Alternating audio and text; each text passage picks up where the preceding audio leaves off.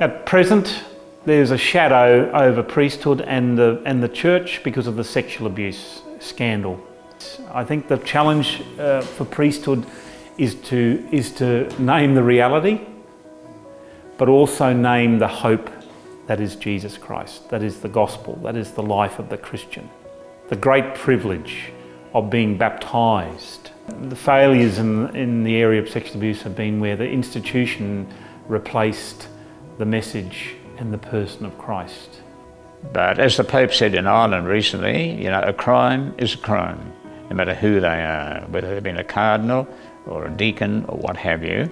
So, that is a great sadness that people who were there to make the world a better place have turned it into a nightmare. The other challenge is that a celibate priesthood is not seen as being relevant or attractive. So you're seen as a sort of irrelevant. You're also categorised in a certain way because you're a Catholic priest. The brand name Catholic is not always popular. Caught up more in social affairs and administration, for which we were not necessarily trained. I mean, we've had to learn a lot in being a priest. But you find yourself, you're ordained, okay, and you get sent to your first parish, and then I'm saying, suddenly you're expected to be an authority on finance, psychology, administration, theology, and you're only just beginning. That to me, that was one of the challenges that I get confronted. The challenges, sometimes you don't foresee them till you hit them, and then well, what do we do? You do the best you can with the grace of God. And I guess I've been doing that for 62 years, and still surviving, and God puts up with me still. Joyful moments, yes, that would be when you see people. Marriage, people they're marrying people who are in love with each other. That's a joyful time. I find celebrating Mass, the Eucharist, increasingly fulfilling. It's not just a task or a duty. I've certainly found being with people in their moments of both joy and grief an extraordinary privilege. As a priest, a bishop, a clergy person, you can meet anybody and everybody on an equal footing.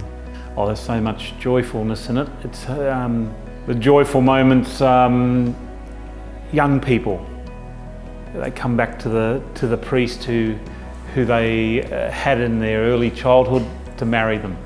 Hearing how a state school catechist from the parish has made a difference to a kid in a state school. In sharing something of the joy of a couple who are exchanging marriage vows, there's something very special about that moment, because it's a beginning for them, and you've been part of their journey. But likewise, when you're baptising babies, there's the whole world loves a baby, of course, but the moment of baptism, I think, is a special joy, certainly. Yes, I remember one time, it was, a fellow was sitting down beside the house that, when I went to Worldville, it started off the parish, and he seemed to be either sick or something, so I went around, and he was pretty drunk, and he had a bottle of metho beside him. He was in a bad way. So I told him about Jesus crucified between two criminals.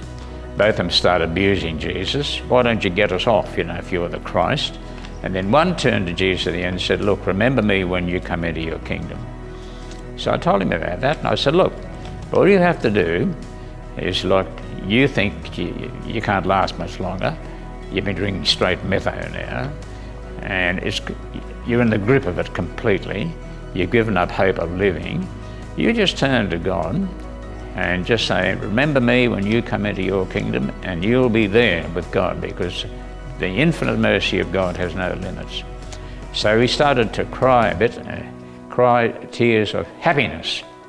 That was the first good news he'd heard. And I said, it gave him joy and hope. And, well, you know, I was happy for him. And it turned out he died not long after that. But I gave him the last good news he ever received, and the consolation that God would take him at the end, you know? That God's mercy is infinite, infinite.